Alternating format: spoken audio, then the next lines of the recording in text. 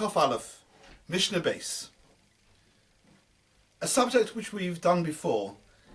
We did it in Perek Daled, Mishnah Daled. There, we were talking about the different parts of the oil and the machresha, the yoke and the plough.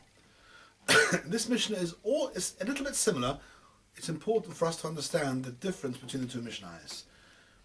There, in Perek Daled, Mishnah Daled, we're dealing with the different parts of the oil. We were discussing, if you remember, the oil and the katra of the yoke, which lies on top of the neck of the bulls, and other bits and pieces.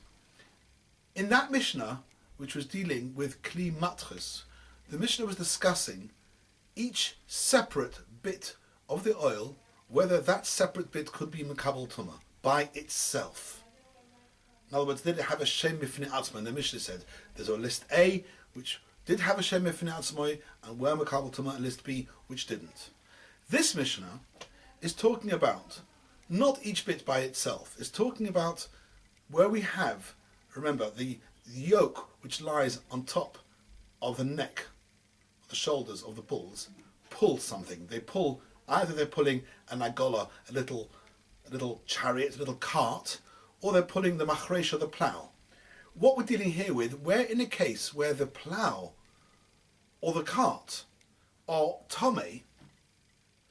What part of the oil is considered to be connected, to be mechuber to the machresha or the agola, so that if you were to touch them, you would become tomei because of the tumah of the oil of the machresha and the agola. And the Mishnah first starts off with those things that are the top part, the front end of the oil, the bit which is lying on the shoulders and the necks of the animals. And this list, the Mishnah considers to be not mechuber to the machresha and the agola, which is tomei. Says the Mishnah, Haneger ba'oil uva katrov, ba'ayin uva ovois, afilu b'shas malacha, tohar. We're dealing with an agola and a machresha which is tomei. Says the Mishnah, if the machresha is tomei and you touch the oil is the big heavy piece of metal which lies on top of the necks of the bulls, or you touch the katrov. Remember, there was a few opinions what katrov meant. This was a piece of metal underneath, parallel to the oil on top. This was underneath their necks, and then they were joined by side bits of wood. Or you touch the ayin. The ayin, there's a machlekes what the ayin is. Bartunu tells us the ayin is some sort of beged, some sort of shmata, which is placed on the neck of the animal, maybe to make it a little bit softer when it carries the yoke.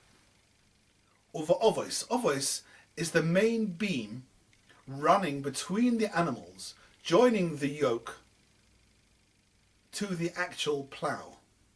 That's called the ovois, as in avoisos hazohov, sometimes made out of rope or wood. All of these cases, afilu b'shas malacha, even while the animal is actually ploughing, you may have thought in such a case it would be mechuber. It's tahar, because these are called separate kelim, and although they're joined for a purpose, in this case the Chachamim decided that this is not called a chibur. The Chazon Ish says we have to understand that the Chachamim have to use their own sense of balance and judgment as to when to regard two kelim to be mechuber or not. And these are his words, and I quote, they're very important words. The Chazon Ish's words are,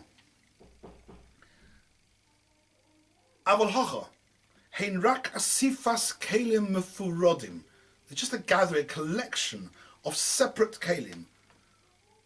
Ume'emosai chashivi chadkli, ume'emosai chashivi nefrodim. When a collection of connected kelim are considered to be one kli, or whether they still retain their individuality, toloi bedas chachamim uvahachra osam. And here the chachamim decided, because each kli has its own function, despite the fact they're actually connected and serving a purpose together, nevertheless they retain their individual identities, and therefore each one is separate, and therefore if the agola or the machresha is tomei, touching these bunch of kelim at the top of the oil is not called a chibur. However, If you touch becherev, the Mishnah carries on becherev, ubepoirech, uveyotzel tomei.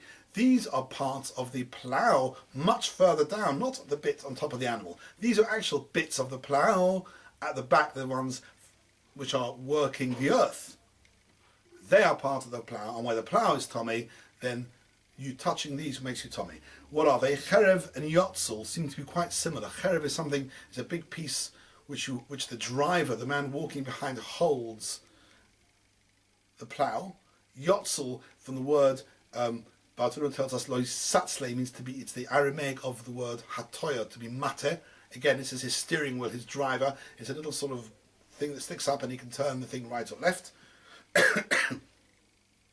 Boirech, again, is, Bartanura brings a pshat that this is a piece of wood, a protrusion at the bottom of the plough, and that seems to smooth the earth after you've gone over it. That's part of the plough, therefore it's tomei. And again, but ayin shel matechet, this is also going to be part of the plough. Remember we had the ovois mentioned before, the big pole which runs down between the animals, joining the yoke to the plough. The ayin is the ring at the join. That ring is part of the plough, and therefore if the plough is tomei, touching the ring makes you tomei. Bilchayayin uva orayin tomei. Not very clear what these things are. These are protrusions, things that stick out at the bottom of the machresha, and they have a certain function. We know the ones of the Orion, they actually break up hard bits of earth. He smashed them. And the function of the L'chayayin is not clear, but they also are something sticking out the bottom of the machresha, doing something to the earth. They, of course, says the Tanakama, are part of the plough. In the case of the L'chayayin, he's metai, because they have a separate function. They're there to break the earth into smaller bits to make it easier to plough.